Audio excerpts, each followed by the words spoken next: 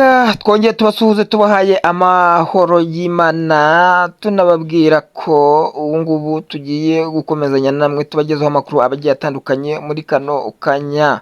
Ni muri iki gitondo rero cyo kuwa kabiri tariki murayizi yo ni ya 24 ukwezi ko ni ukwa 7 2024 mwabantu mwe amakuru akomeye cyane tunyarukiye hari Masisi tubabwire hari kuvugwa intambara ikomeye cyane hakavugwa n'inkongi y'umuriro nayo yibasiye hariya. Reka turebe ni mu gace kahe tuzitasoka kadasohoka rero mugumana natwe mukabana natwe kandi subscribe comment share na like kugira ngo ukomeze kubana natwe commentinga sharinga likinga kugira ngo ibintu bikomeze kugenda neza. Twizeye ko namwe rero aho muherereye mumeze neza mwanaramutse neza, ariyo mpamvu tugiye gukomeza tuganira namwe ibiganiro bikomeye cyane ku cyumweru tariki ya 21 Nyakanga 2024 mu gace ka Masisi. Umuriro mushya ufatwa nk'umugizi wa nabi umaze gutwara amazu menshi yo guturamo mu mujyi wa Sake mu karere ka Birere ya mbere mu itsinda rya Kamuhoronza umutware wa Bahunde. Ibintu bikomeje kuba bibi no gukomera cyane nk'uko bamwe mu baturage baturanye babitangaje ngo batamenye neza byabaye hagati ya saa 5 na saa 6 abaturanyi barimo itorero rya Munani Sapeki ni ukuvuga ngo abaturage benshi bavuga ko bashaka umuriro nubwo umubare nyawo w'amazu yasenyutse akomeje kutamenyekana. Abaturage cyane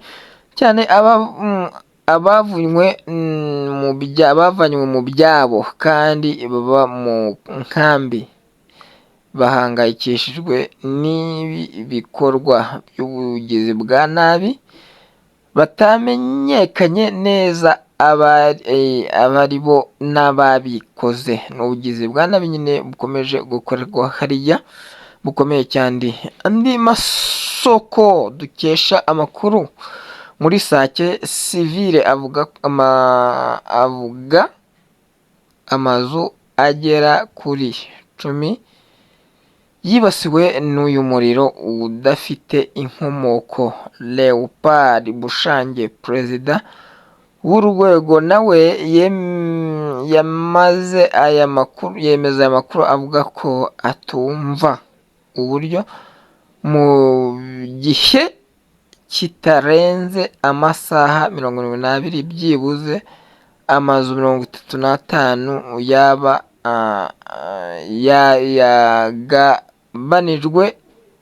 yagabanijwe yose ari ivu.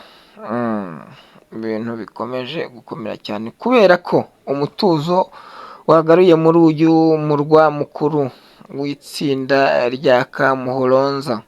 Abaturage bamwe bamarayo umunsi aho bari bahungiye wo gunika ibiryo mbere yo gusubira mu nkambi ziherereye mu gace ka Nyiragongo hafi ya Goma. Biranagoye kumenya icyateye inkongi y'umuriro yibasira gusa amazu y'abaturage n'amahororo bo muri kariya gace k'intara ya Masisi. Ni ibintu byabemeje kuba akananira baswa bibaza bati ese ni ibintu bikomeye cyane bihuriye naho byaba byatewe n'imbunda cyangwa n'amasasu, ni intambara, ni ibitero byaba byahuje umutwe uyu nguyu cyangwa uyu nguyu. biragoranye cyane kumenya icyateye iyi nkongi y'umuriro yibasiwe gusa amazu y'abaturage ba Mahoro muri aka gace k'intara ya Masisi gusa ingabo za FARDC zindahemuka hamwe na Wazalendo zemerewe kuguma muri kano karere zibangawe n'inyeshyamba za M23 zishyigikiwe n'Ubugande zifite ubutubuke bw'umujyi. Hakaba hariko hanakekwa ko izi ngabo za M23 arizo zihishe inyuma ya kino gikorwa kibi, zikaba zafashe wenda igitwaro runaka kirimbuzi kikayatera muri ano mazu, aya yose agashya gakongoka akaba umuriro, kugira ngo baze kubeshya yuko hari abantu runaka batwitse aya mazu. Iyi gahunda ya sosiyete sivile irahamagarira inzego zibishinzwe gukora iperereza ryimbitse kugira ngo hamenyekane abakoze ibyo bikorwa, ibyo bikorwa by'ubunyamaswa, kandi banishe hakurikijwe amategeko. Wibuke ko mu mpera za kiriya cyumweru gishize akarere ka Mashyutsa mu mujyi umwe nacyo kibasiwe n'umuriro watwitse amazu agera ku 10.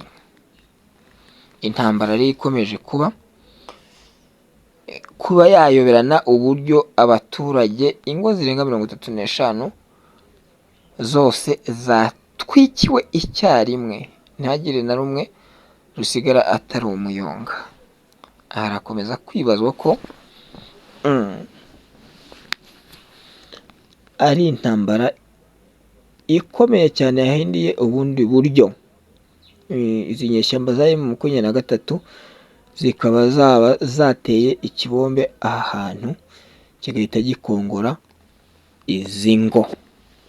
Ingabo za FARDC rero zikaba zicunze umutekano ku buryo bukomeye cyane, kugira ngo zirebe ko aka gace kagarukamo umutuzo ukomeye cyane. Inshuti zacu z'akadasohoka rero nimutwemerere amakuru twari tubateguriye muri kano kanya tuyasoreza ahangaha, tubabwira ko amakuru yacu akagaruka. Cacaho.